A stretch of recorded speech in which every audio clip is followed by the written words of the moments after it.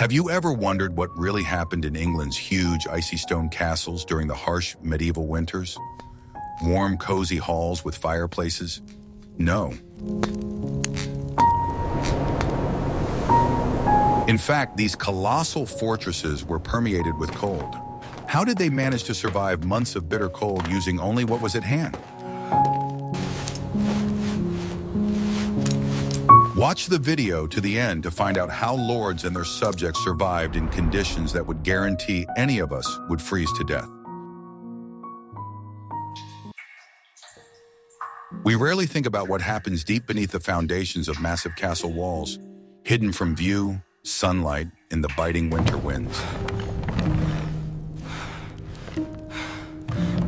Deep dungeons, and casemates, which at first glance seem extremely cold, damp, and gloomy, could in fact serve as an unexpected, even paradoxical source of relative warmth in freezing conditions.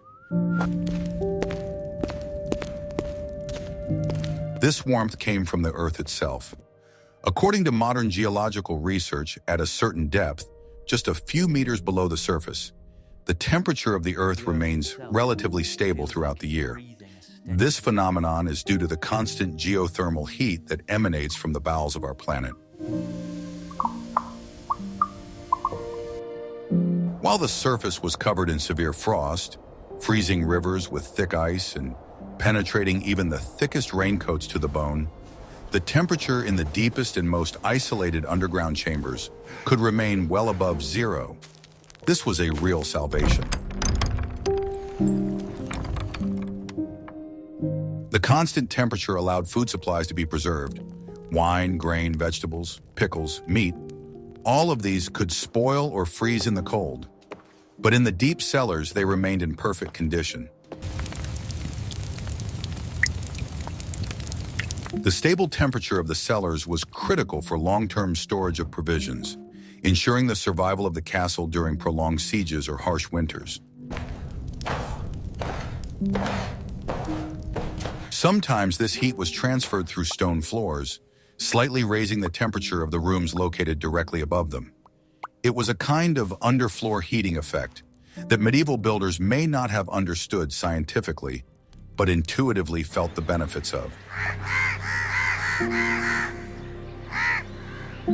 These underground pockets of heat also served as temporary shelters during the most severe frosts.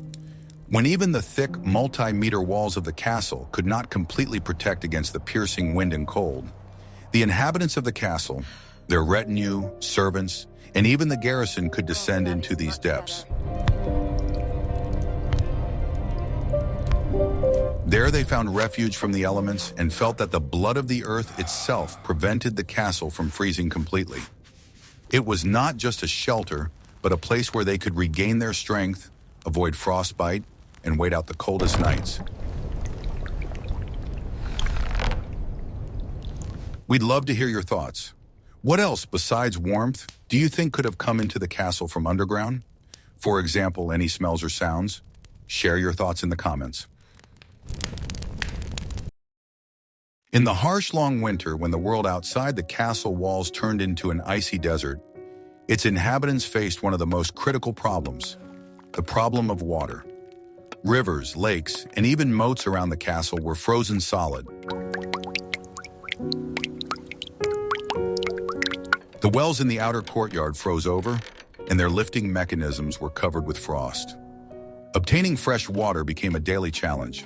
It would seem that there was plenty of snow around, but turning it into water in large quantities was extremely inefficient.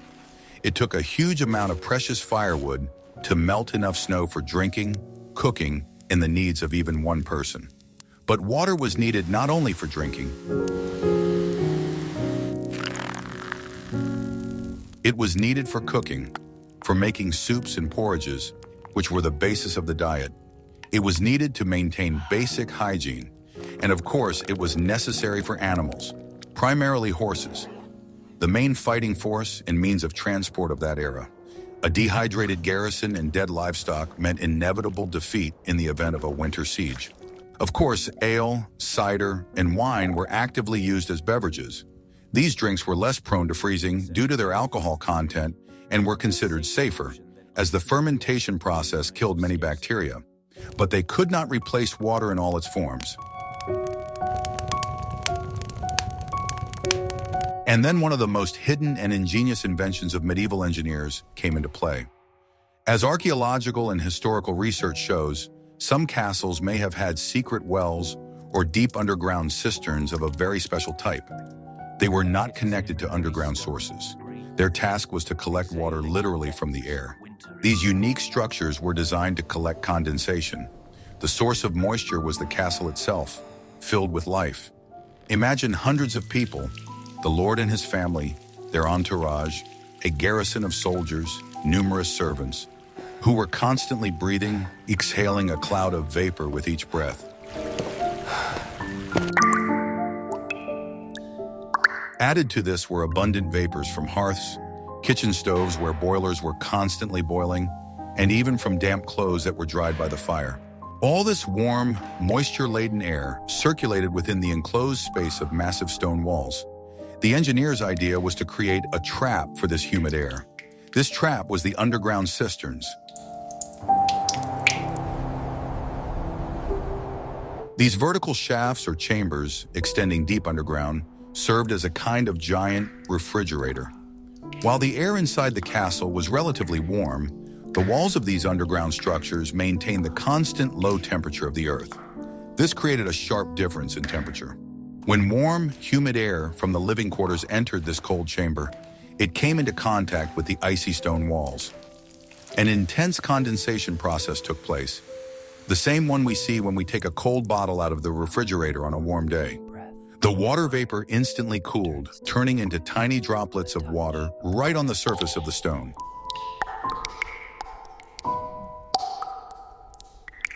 Under the force of gravity, these droplets merged with each other, forming streams that slowly but surely flowed down the walls. Drop by drop, hour by hour, this completely passive method allowed the purest water to be collected at the bottom of the cistern. In essence, it was natural distillation. This method had several enormous advantages. First, the water collected in this way was incredibly pure, free from impurities and bacteria that could be found in river or well water. Second, accumulating at great depth, it was reliably protected from frost. Even when the surface cracked from the cold, the water at the bottom of the cistern remained liquid. It was a passive but ingenious ice trap that used the fundamental laws of physics, condensation, gravity, and temperature differences to sustain life inside the stone fortress. It was a system that operated without any energy consumption, round the clock and silently. In some of the most advanced designs, such wells could be connected to primitive ventilation systems. Special air ducts could run from the wettest areas of the castle, kitchens, laundries, or even stables, where the breath of many animals created a particularly humid atmosphere, directly into the underground chamber. This created a constant draft, directing warm air exactly where it was needed for maximum water collection. Thus, these water traps were not just a clever engineering solution. They were evidence of a deep, intuitive understanding of natural processes. This ingenuity, which allowed benefits to be extracted from literally nothing, gave such systems an almost mystical aura of genius. They vividly highlighted the ability of medieval engineers to adapt their structures to the challenges of nature, using minimal means to achieve maximum effect. Most likely, knowledge about such wells was a closely guarded secret. Their location and operating principle were part of the castle's secrets, passed down from father to son, which made them even more mysterious and invaluable for the survival of the entire family. Do you think this engineering solution was widespread, or was it a unique development? Write your opinion in the comments. In wealthy castles, where not only precious metals were available, but also skillfully crafted, polished metal surfaces, these items could be used for much more than simple decoration. Made of carefully polished tin, shiny copper, and sometimes even silver or polished bronze, these items served a much more utilitarian and vital purpose. They served as primitive but surprisingly effective solar concentrators, capable of capturing and directing even the faintest rays of the winter sun. On clear but treacherously cold winter days, when the sun was low on the horizon and its rays were weak, scattered, and seemingly powerless against the piercing cold, large polished metal plates, ceremonial shields, decorative panels, or even specially made sheets of metal could be strategically placed near window openings. This was necessary to reflect and concentrate the sunlight. These rays hitting the reflective surface could be directed to the most remote and poorly lit corners of the castle. This was especially important for rooms without windows, as well as for corridors that needed light and warmth. Metal is naturally highly thermally conductive, and polished surfaces, in addition to reflecting light, also accumulated a small amount of heat, which was then transferred to the air in the room.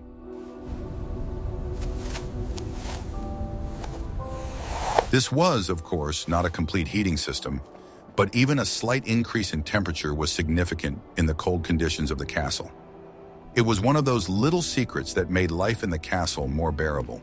In addition to the purely physical effect, the use of light mirrors also had an important psychological significance. Light, even faint, symbolized life and hope. It dispelled the gloom and despondency that could set in during the long winter months.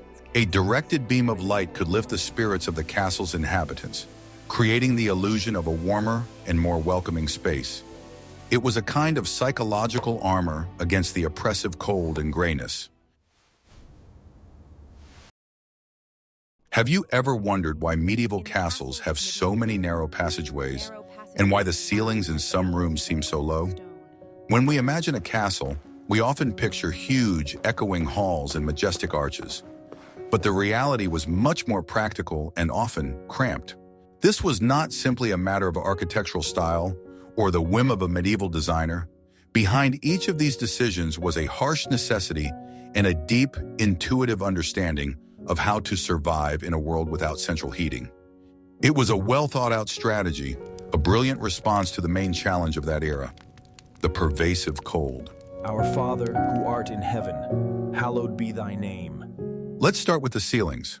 The basic law of physics, which was known even without textbooks, states that warm air rises. In a huge hall with a high ceiling, all the heat from the fireplace or from people's breath instantly rushed up to the arches, leaving the inhabitants below in the cold zone. By lowering the ceiling, medieval builders solved this problem with remarkable efficiency.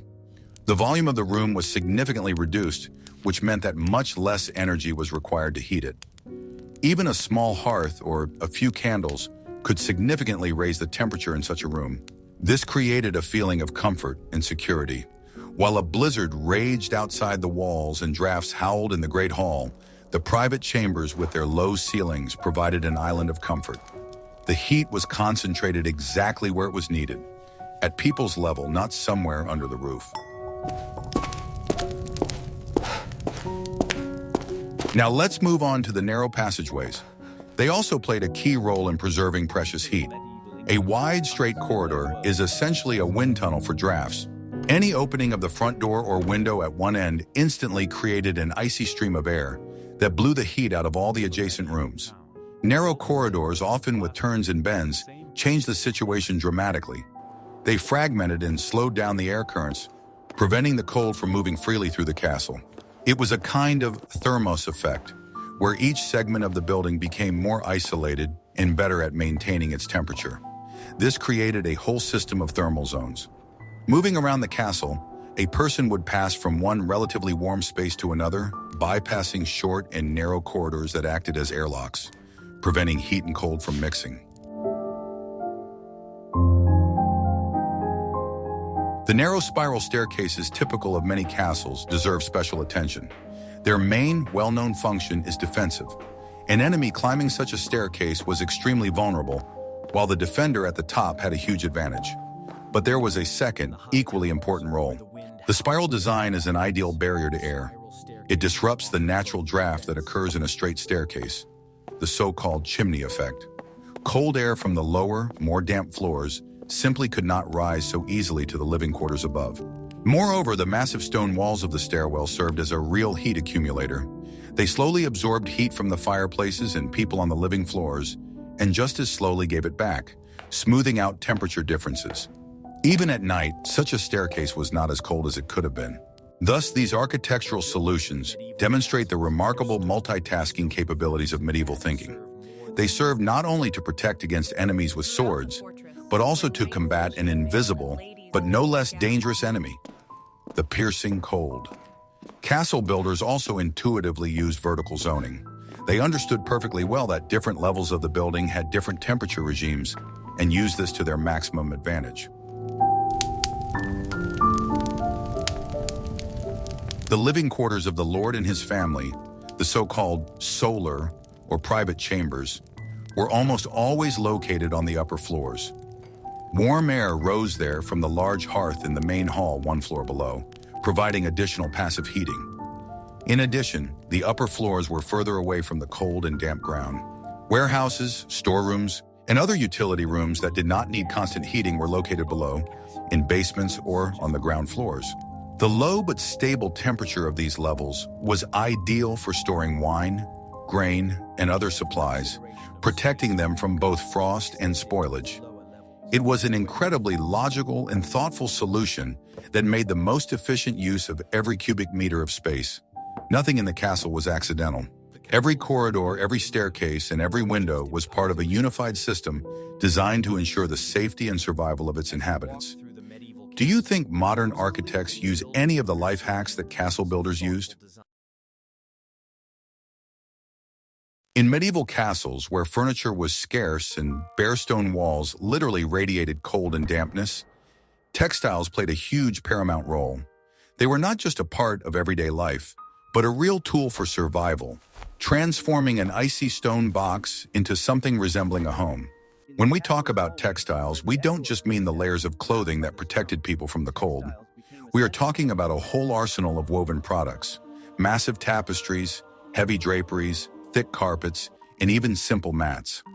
All these items were used not for decoration, as we might think today, but as a vital layer of insulation. Tapestries hung on the walls were perhaps the most important element of textile protection. Today we perceive them as works of art that told biblical stories and depicted scenes of hunting, knightly tournaments, and battles. And they really were that: bright, expensive, and prestigious. But their main value lay elsewhere. The stone walls of the castle, especially the outer ones, froze through in winter. They were not just cold to the touch, they actively drew heat from the room. Being near such a wall was like sitting next to an open refrigerator. This is where tapestries came in handy. They were hung at a certain distance from the wall, creating an air gap. This seemingly simple trick was incredibly effective. The layer of still air between the cold wall and the fabric served as a powerful insulator, working on the same principle as double-glazed windows do today. Heat loss from the room was drastically reduced. The thick, dense material, most often wool from which tapestries were made, was itself an excellent insulator. Wool has unique properties. It not only retains heat, but is also capable of absorbing moisture, which was always in abundance in castles. Stone walls often wept with condensation, and tapestries absorbed this moisture, making the air in the room drier and more comfortable. Moreover, tapestries also served an acoustic function. In huge stone halls, sound bounced off the walls multiple times, creating a hollow echo. The soft, fuzzy surface of the fabric absorbed sounds, making the rooms quieter, cozier, and more suitable for conversation. So tapestries were simultaneously heaters, dehumidifiers, and sound insulation. Heavy drapes covering window and door openings were another important element of defense against the cold. In medieval castles, windows were often narrow loopholes and had no glass. This was an incredible luxury. At best, they were covered with oiled fabric, thin plates of horn, or simply wooden shutters. None of these solutions were airtight. An icy wind constantly blew through the cracks in the shutters and frames. That is why several layers of thick fabric, most often wool or heavy linen, were hung over the windows. These curtains became the last and main barrier to drafts, literally cutting off the cold outside air. The same applied to doors. Massive wooden doors never fit perfectly into the doorframe. Cold air constantly seeped in from under them and around the edges. Therefore, a special thick curtain, called a portiere, was often hung above doorways. It created an additional vestibule, preventing cold air from the hallway from entering the room every time the door was open. Draperies were also used for an ingenious trick, creating rooms within rooms. It was practically impossible to heat the entire large hall. Therefore, with the help of heavy curtains, part of the hall, for example, near the fireplace was partitioned off, creating a small enclosed space. Inside this fabric tent, the heat from the fire was retained much longer, allowing people to dine or spend the evening in relative comfort. The canopies over the beds deserve a special mention. These were not decorations, but miniature rooms for sleeping. 4 posts and thick curtains on all sides and above created a closed cocoon, which was warmed by the heat of the human body during the night.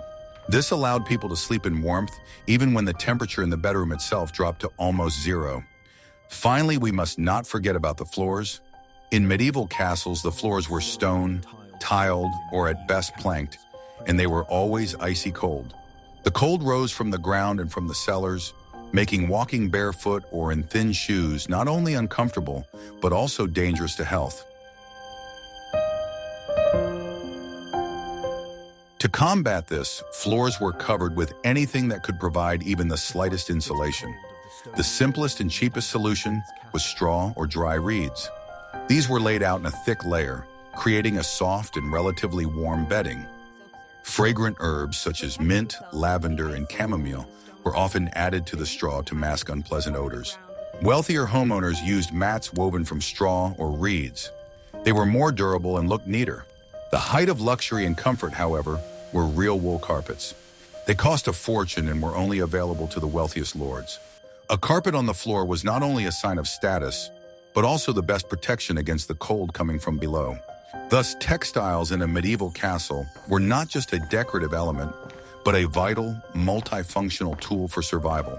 They helped combat the cold, retain heat, reduce humidity and drafts, absorb sound, and ultimately make the harsh life in a stone fortress at least a little more bearable and humane. In addition to all the engineering tricks and architectural gimmicks, people in the Middle Ages fought another, no less important battle, a psychological war against the cold. They understood perfectly well that frozen stone walls and icy drafts were only the physical manifestation of the enemy. There was a much more insidious enemy, the fear, despondency, and despair that came with the long, dark winter. It was not always possible to defeat the physical cold, but it was possible to fight back against the oppressive discomfort it instilled in the soul. And in this struggle, the main weapons were not firewood and warm fabrics, but rituals, beliefs, and superstitions. These seemingly intangible things played a huge, decisive role in their lives. Fire was always at the center of this psychological defense. For us today, a fire in the fireplace is a source of comfort and aesthetics. For medieval people, it was everything. It was not just a source of heat, but the main symbol of life itself, the tangible embodiment of security, and the only reliable shield against the forces of darkness. People sincerely believed that flames possessed powerful magical properties. The long winter night, enveloping the castle in impenetrable darkness, was considered a time when evil spirits, ghosts, and other evil forces gained special power. Only the sacred flame of the hearth could drive them away, creating an inviolable circle of light and safety around itself. That is why keeping the fire burning in the hearth was not just a household chore, but an important, almost sacred ritual. The coals were carefully covered with ashes at night so that the flame could be rekindled in the morning. This process was called couvre-feu, literally covering the fire, from which the word curfew originated. Allowing the fire to go out was considered a terrible omen, foreshadowing disaster for the entire household. The hearth was not just a place, it was the center of the social world. The whole family, from the lord to the lowest servant, gathered around its warmth. Here they cooked food, repaired tools, spun wool, but most importantly, they socialized. They told ancient legends, shared news, and sang songs. The living flame and shared warmth created a sense of unity and security that was so necessary for survival. But protection from the cold was not limited to fire alone. An entire system of beliefs was associated with the idea that certain plants, objects, and actions could bring warmth, good luck, and protection to the home. These superstitions gave people what they lacked most: a sense of control over the situation. The most striking example is the tradition of the Yule log. On the winter solstice, a huge log was ceremoniously brought into the castle, decorated with evergreen branches, and ritually set alight in the main hearth with coals saved from the previous year. This was a powerful magical act, symbolizing the struggle between light and darkness and helping the sun to be reborn. The ashes from this log were then kept throughout the year as a talisman against illness and misfortune. After the Yule logs burning were treasured as sacred relics. Evergreen plants, holly, ivy, mistletoe, played a special role. While all of nature was dying, they remained alive, symbolizing immortality and the persistence of life. Their branches were hung in halls not just for decoration, but as powerful talismans that brought vitality to the home and protected it from evil spirits. There were also more specific beliefs. For example, according to legend, some castles used a mysterious mushroom that was believed to protect against the cold, serving not only as food, but also as part of a ritual. These could also be talismans, special stones or pieces of iron that were charged by the fire and carried around to preserve its warmth and protective power. All these rituals and superstitions were an integral part of everyday life. They structured the long winter months, filling them with meaning and anticipation. They helped people stay calm and not fall into despair when it seemed that the cold and darkness would never end. These shared beliefs and joint participation in rituals created an incredibly strong sense of community and solidarity. All the inhabitants of the castle, young and old, united in the fight against a common enemy, the cold. This collective resistance made each individual stronger. It can be said that beliefs, rituals, and superstitions created a kind of psychological armor. It did not warm the body, but it warmed the spirit. It protected people from fear, feelings of helplessness, and oppressive discomfort, making their lives in seemingly unbearable conditions not only possible but meaningful. Thus, psychological aspects were as important for survival in the Middle Ages as the most sophisticated engineering solutions. One saved the body, the other saved the mind. And only together did they allow people not only to survive another winter, but also to maintain their mental balance, hope, and will to live. What do you think would keep you going if you lived in a cold castle? Perhaps. This fact may seem completely implausible, but even such insignificant details as keyholes could be used for heating. In a world where every source of heat was worth its weight in gold, people showed incredible ingenuity. The keyhole, which we today perceive exclusively as a means of access, could serve as an unexpected, albeit modest, source of heat in a medieval castle. In some cases, when the keyhole was large enough and led to a massive, well-insulated room, servants could insert smoldering coals into it. This was not a way to heat the entire castle or even an entire room. But even a small amount of heat coming from the keyhole could be of great importance in conditions of severe cold. It created a local heating point where you could put your hands to warm up or place a small object to keep it from freezing. This method of heating was especially important for guards or servants who were in cold corridors and stairwells where there were no fireplaces or other sources of heat. For them, even a small amount of heat was a salvation from the bitter cold. This shows how inventive people were at that time. They used every resource available to them to make life in the castle more bearable. Using keyholes for heating is just one example of how people in the Middle Ages thought outside the box to survive. They didn't wait for someone to build a full-fledged heating system for them. They took what they had and made the best of it. It was survival on a micro level, where every little detail mattered. There was a survival strategy available only to a select few, the richest and most powerful lords whose estates stretched for miles. Sometimes, when the long winter took the castle in its icy siege and the cold became absolutely unbearable, even the thickest walls and largest fireplaces could not save the situation. In such cases, the aristocracy resorted to the most radical and effective solution: seasonal relocation. This was not a spontaneous decision, a whim, or a desire to simply change the scenery, like a modern vacation. It was a carefully planned, incredibly complex, and costly logistical process. In essence, it was a military operation where the enemy was not a man with a sword, but nature itself. The main driving force was, of course, the cold. When the wood supplies were running low and the piercing wind found cracks even in the most reliable masonry, staying in a huge stone castle became torture. Lords and their families moved to more comfortable conditions simply to maintain their health and fighting spirit. But there were other, equally compelling reasons. First, there was the management of resources. A huge court consisting of the lord's family, retinue, knights, and numerous servants consumed a colossal amount of supplies. In a few months, they could deplete the stocks of grain, salted meat, wine, and firewood in a single estate. Moving to another estate where the warehouses were full was a pragmatic necessity. Secondly, hygiene. Imagine hundreds of people locked up for several months in a confined space without sewage or running water. The castle gradually became dirty. Moving provided an opportunity to leave it for a while so that servants could do a thorough cleaning. Clean all the rooms, air them out, and get rid of accumulated waste. Finally, it was a matter of statecraft. A lord could not rule his lands while remaining in one fortress. Seasonal relocations were his way of personally inspecting his possessions, administering justice, collecting taxes, and maintaining the loyalty of his vassals. His court was, in essence, a mobile government. The process of moving was a grand spectacle.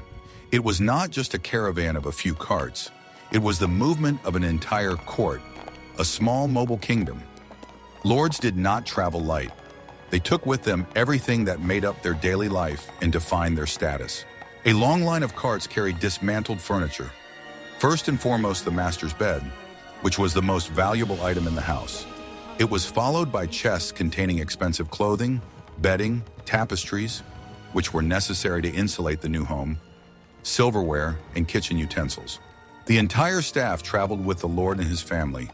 Personal servants, cooks, grooms, dog handlers with packs of hunting dogs, falconers with birds of prey, a chaplain with church utensils, and even part of the garrison for security. It was a truly nomadic life that required impeccable organization. Travel in winter was slow and dangerous. The roads turned into a mess of mud and snow, and robbers could lie in wait in the forests. That is why the caravan was always accompanied by an armed detachment, turning the procession into a demonstration of military power. The directions for the move could vary. Sometimes it was an internal move within the same castle.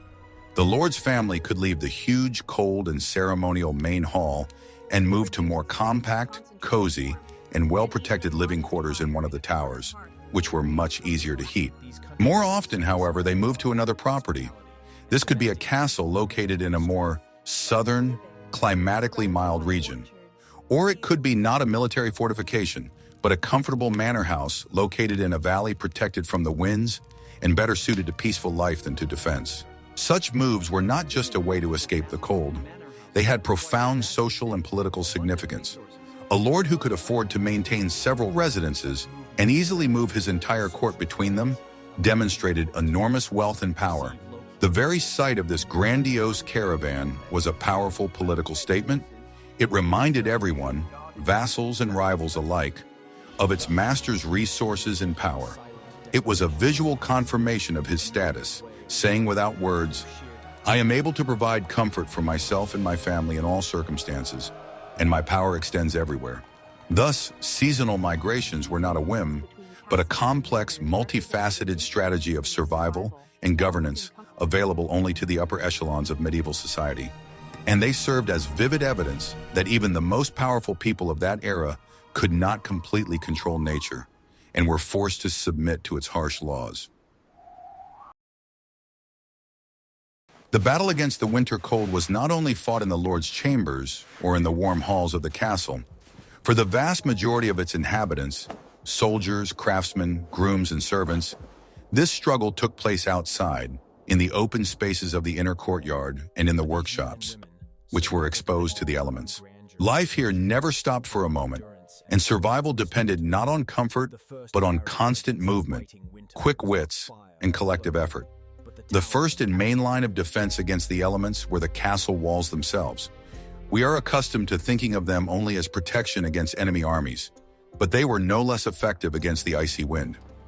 The tall, massive stone walls, towers, and gatehouses created a unique microclimate in the inner courtyard. They worked like a giant windbreak. No matter how strong the hurricane raged outside, its power was significantly weakened inside the walls. Direct wind currents broke against the barriers, turning into weaker eddies. This created a kind of windbreak zone, where it was much easier to work and move around. Experienced castle dwellers knew perfectly well which part of the courtyard to take shelter from the wind, depending on its direction. Within this protected zone, there were real islands of warmth.